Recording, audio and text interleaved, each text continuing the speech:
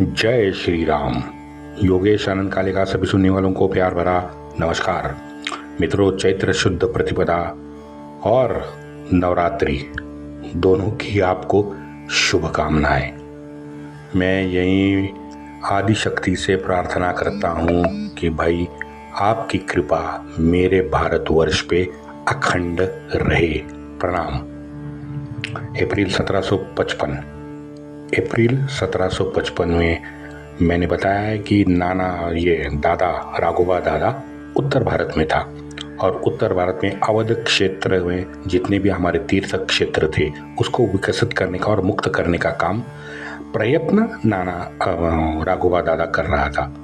6 महीने तो उसने वहाँ गुजार दिए। उसी समय अंताजी महाराष्ट्र में था। नाना और अंताजी ये दोनों वहाँ नासिक में मिले हैं। राघोबा दादा के आज्ञा अनुसार चलने की नसीहत नाना ने अंताजी को नासिक में दी और उत्तर भारत भेजा। बखर में मित्रों और एक उल्लेख है, बड़ा इंटरेस्टिंग है कि अंताजी नाना से मिलके जब सेना लेके उत्तर भारत जा रहे थे तो बीच रास्ते में पुणे के अधिकारियों की उसके साथ भेंट हो गई। अब ये पुणे के अधिकारियों ने उसकी सेना की हाजिरी ले ली। हाजिरी यानी संख्या चेक की। अब ऐसा 2 बार हुआ। दोनों बार ये संख्या 7000 ही निकली। मित्रों, ये क्या दर्शाता है? ये नाना का चेक एंड बैलेंस दर्शाता है। नाना ने कहीं पुणे में या पत्र में किसी ने उसको बताया होगा या फिर अधिकारियों की बातचीत नाना ने सुनी ना। संशय मन में उत्पन्न हुआ तो तुरंत 2 अधिकारी बीच रास्ते में भेज दिए। अजीब घटना है, लेकिन ये अंताजी ने स्वयं के पत्र में लिखी है तो हम उस तथ्य को मान लेते हैं। बताइए आप, 25 साल दिल्ली में मराठी साम्राज्य को सेवा देने वाला एक बड़ा सरदार, उसको भी नाना ने नहीं बख्शा। उस पे भी संशय की सुई अटक गई थी नाना की कुछ समय के लिए। रघुनाथ राव उसके बाद पुणे लौटा है, ये तो मैंने आपको बताया। पुणे लौटते वक्त बीच रास्ते में अंताजी से मिला। राघोबा दादा ने अंताजी को सीधा रोहिलाखंड में गोपाल और गणेश कर्वे के मदद के लिए जाने का आदेश दे दिया। बाय द वे, ये दोनों कर्वे बंधु जो थे ये अपने राघोबा दादा के सगे साले थे। अब उसने आदेश दिया रोहिलाखंड जाओ उनकी मदद के लिए, क्योंकि गोपाल और गणेश कर्वे को रोहिलाखंड नहीं संभाल पा रहा था। आप बताइए, वहां जयाप्पा शिंदे जो मेवाड़ में गंभीर समस्या झेल रहा था, वहां राघोबा दादा ने नहीं भेजा। क्या दिखाता है? राघोबा दादा का अविचार दिखाता है, बाकी कुछ नहीं। बाकी तो आपने सब सुना है। जुलाई 1755 में रोहिलाखंड जाते अंताजी कालपी के पास यमुना तीर पे था। वहां उसको खबर मिली, ये भी आपने सुना है कि भाई 30 जून को जयाप्पा की नागौर में हत्या हो गई। सितंबर 1755 में जनको जी ने एक विस्तृत पत्र अंताजी को लिखा है, जहां उसने इस घटना के बारे में भी लिखा है। और उसी पत्र में जनको जी ने अंताजी से मदद की गुहार लगाई है। अब अंताजी के सामने यक्ष प्रश्न खड़ा हो गया कि भाई सुने किसकी, मेवाड़ जाए या रोहिलाखंड जाए। लेकिन अंताजी का सौभाग्य है कि उसी वक्त नाना का आदेश अंताजी को मिला उज्जैन कालपी में कि भाई आप मारवाड़ की तरफ निकल जाइए, वहां ज्यादा आपकी जरूरत है। साम दाम दंड भेद सभी का आप वापर का उपयोग करो और कोई नई युक्ति आप लगाना चाहे तो वो भी लगा सकते हैं, कोई रोक टोक नहीं है। जो चाहे वो करो, लेकिन वहां पहले शिंदे को बाहर निकालो। नाना का स्पष्ट आदेश था। अंताजी कालपी में था। वहां तुरंत गोविंदराव बुंदेला से अंताजी ने 20 लाख रुपए का कर्ज लिया और वो कर्ज लेकर 14 अक्टूबर 1755 के विजयादशमी यानी दशहरा के मुहूर्त पर अंताजी मारवाड़ चला गया। मारवाड़ जाते वक्त बीच रास्ते में करौली और बूंदी कोटा की सेना उसके सामने आ गई। ये सेना असल में राठौड़ के मदद के लिए वहां नागौर जा रही थी। अब अंताजी ने उन दोनों सेना नायकों को टेबल पे बिठाया। टेबल पे बिठा के उनको पैसे दे दिए और बीच रास्ते उनको वापस अपने स्वदेश लौटा दिया। लेकिन जयनगर से माधव सिंह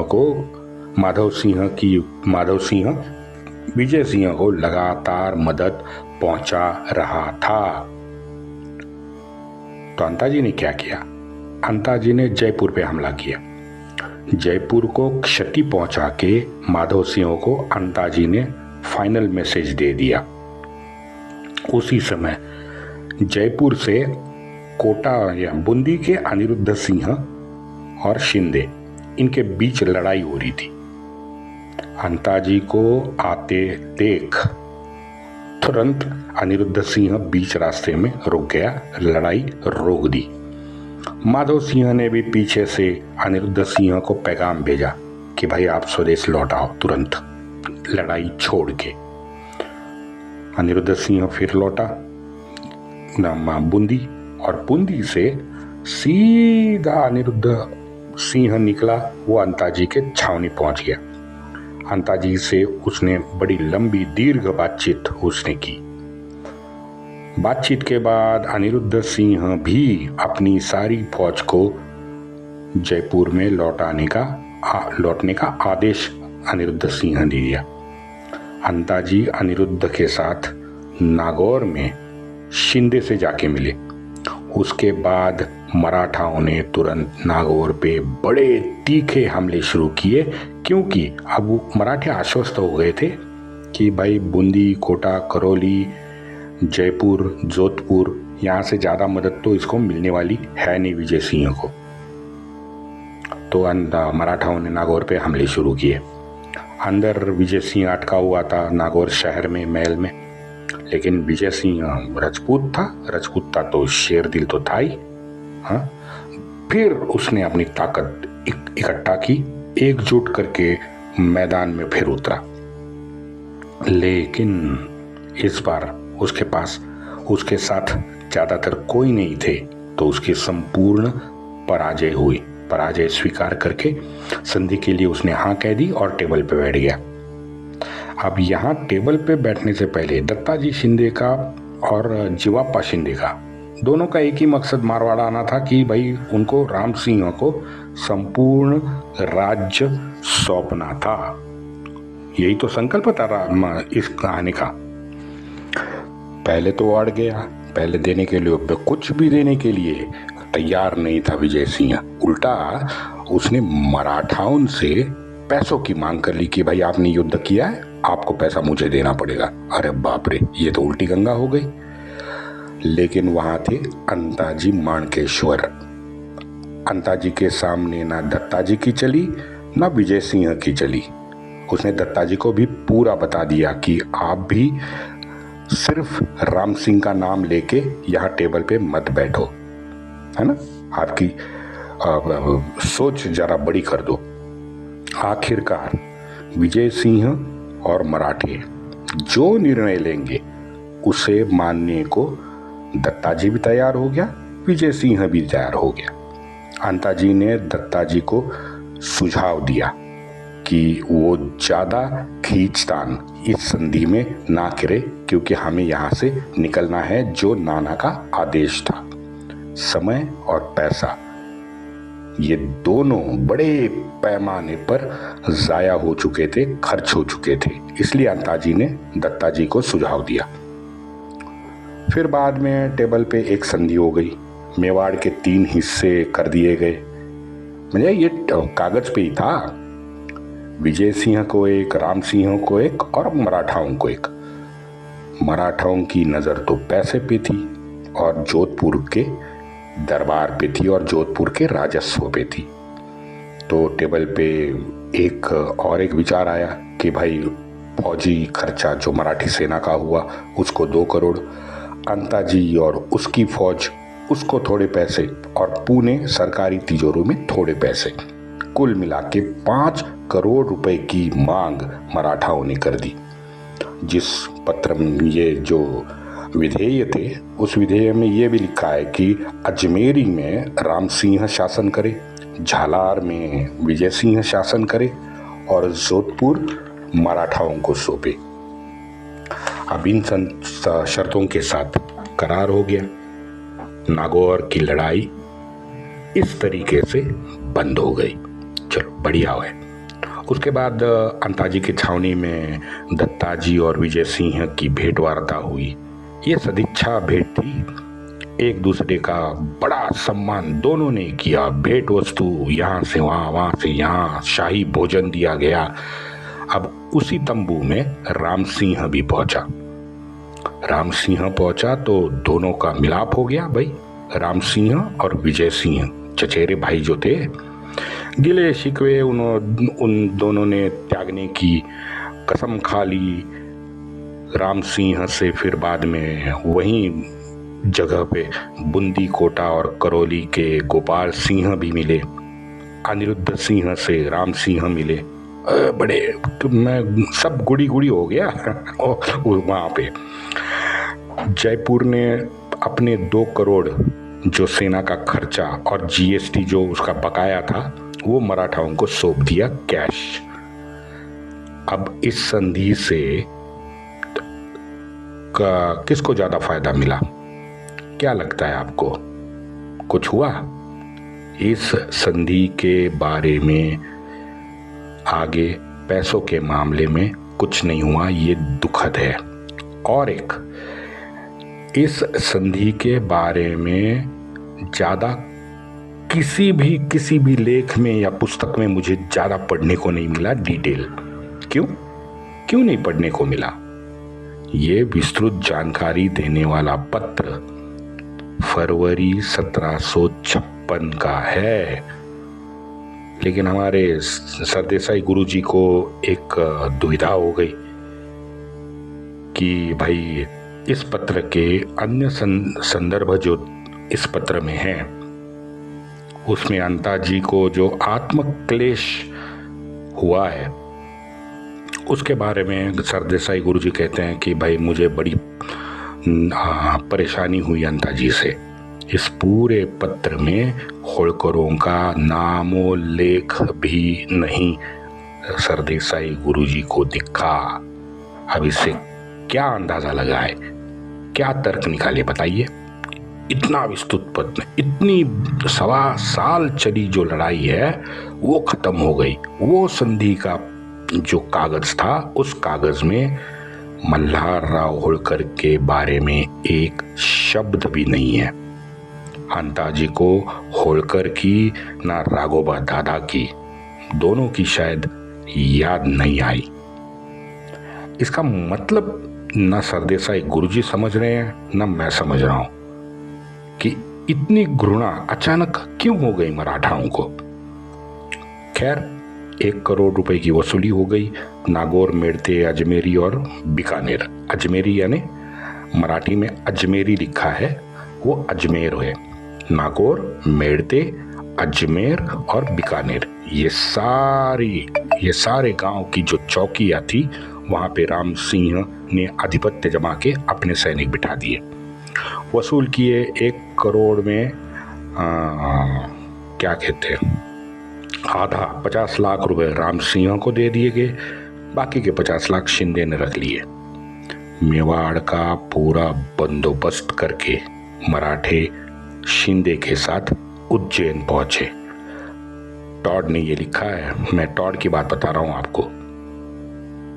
राम सिंह को अजन्म मेवाड़ का सिंहासन नहीं मिला है। तकरीबन 1700 if I am not mistaken 73 तक राम सिंह को मेवाड़ का सिंहासन नसीब नहीं हुआ। 1773 में राम सिंह की जयपुर में निधन हो गया। राम सिंह मुझे तो लगता है सही मायनों में दुर्दैवी आत्मा है, क्योंकि राज्य के लिए पूरी जिंदगी में 21 लड़ाइयां राम सिंह ने लड़ी। राजपूत था तो पराक्रमी तो था ही, लेकिन ये बिना विचार किए कार्य करने वाला लहरी भी था, है? मन में आया सो कर दिया, है ना। हमारे कुछ राघवा दादा जैसा ही राम सिंह भी था, और स्वभाव से आरंभ काल से दृष्टि और कपटी भी था। उसकी कहानियाँ खैर वो तो आपने पढ़ी होगी, टॉड ने भी लिखा है, मैं ज़्यादा उसमें नहीं जाता राम सिंह के व्यक्तित्व पे, लेकिन दुष्टी और कपटी जरूर था। तो उससे हुआ क्या? उससे विपन्नावस्था उसकी आ गई, सब खत्म हो गया। लेकिन बुद्धिवान था ये निस्संशय है। उसके जो कुछ वक्तव्य टॉड ने लिखे हैं, क्या बात है। ये सिर्फ बुद्धिमान जो व्यक्ति होता है वही आगे की योजना भी बना सकता है। तो बुद्धिवान तो राम सिंह जरूर था। और ये भी मुझे लगता है कि अपने पिता और दादा अजीत सिंह और अभय सिंह, उनका भी कुछ पुण्य प्रभाव होगा, क्योंकि राम सिंह के साथ जो हम साथीदार हमें दिखते हैं वो मरते दम तक वो उसके साथ दिखते हैं। इतने निष्ठावान साथीदार राम सिंह को मिले हैं कि जिन्होंने मरते दम तक राम सिंह का साथ नहीं छोड़ा।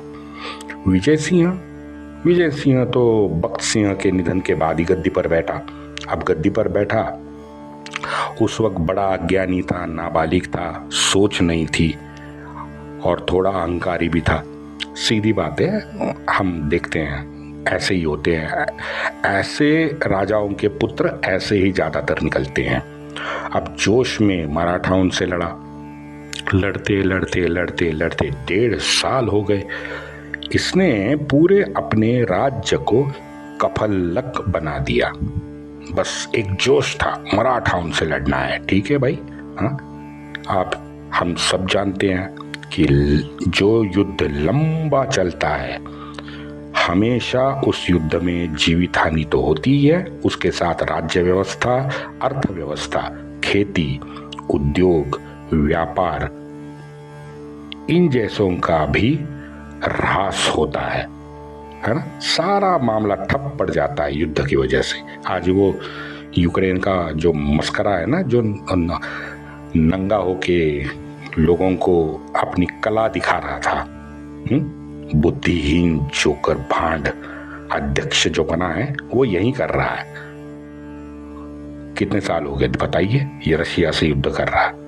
रशिया से लड़के इस सड़क छाप ने यूक्रेन जैसा सधन देश, बताइए, उसका भी सत्यानाश इसने किया है। बस उसी तरह विजय सिंह ने किया। हाँ, अखंड दिमाग में उसके विजय सिंह के राम सिंह का और मराठाओं का भय हमें मरते दम तक दिखाई देता है, क्योंकि ये भी 1793-94 में मरा है।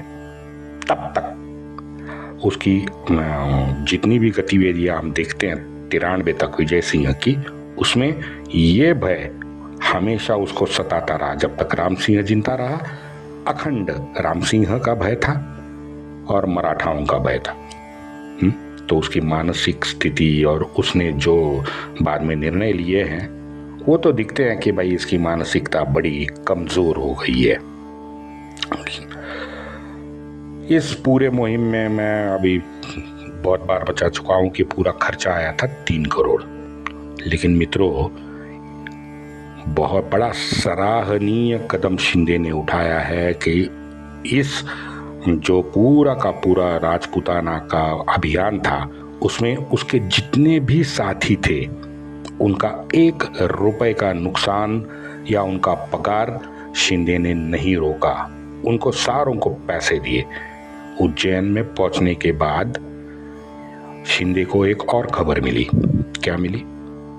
बूंदी के राजा का निधन हुआ है। लेकिन उसके बाद एक पत्र भी मिला और वकील भी था, बूंदी का वकील भी आया था।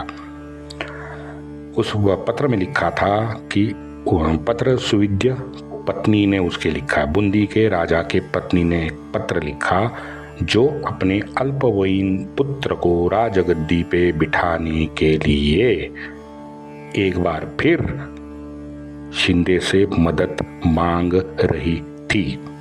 शिंदे ने तुरंत हाँ कह दी और मदद करने पे राजा के पत्नी ने 40 लाख रुपए की नगद दत्ता जी को दी। अब इस 40 लाख रुपए से नागौर का कर्ज भी फेड़ा गया और टॉड ने लिखा है कि भाई कोटा से 40 लाख रुपए मिले, कोटा से। अब इस राशि को पुणे तिजोरी में भेजना था, पत्र गया पुणे, तो पुणे से एक उल्टा नाना का पत्र आया। नाना ने इस 40 लाख में से 10 लाख रुपए की राशि दत्ता जी को फौज के खर्चे के लिए दे दी। देखो आप कितना बड़प्पन है। नाना ने जनको जी को और भी 2-4 सुझाव दिए हैं।